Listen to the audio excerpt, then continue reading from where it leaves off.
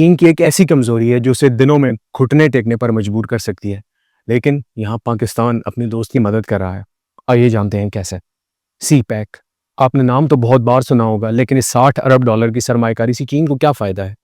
आज चीन की 80% से ज्यादा तेल की सप्लाई समुद्र के एक तंग रास्ते से होकर गुजरती है, जो मलेशिया और इंडोनेशिया के दरमियान वाक़ है। इसे स्ट्रेट ऑफ मलाका के नाम से जाना जाता है और चाइना में इसे मलाका डायलेमा कहा जाता है।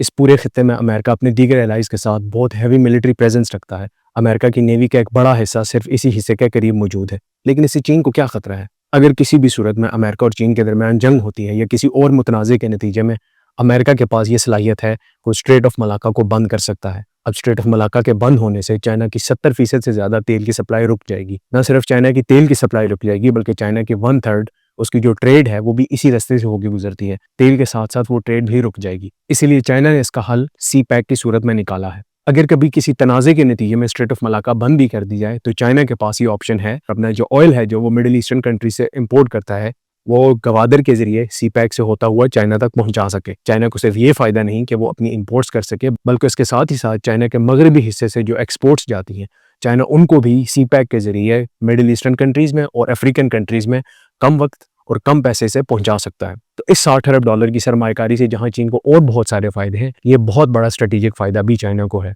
मजीद ऐसी वीडियोस के लिए फॉलो कर लें।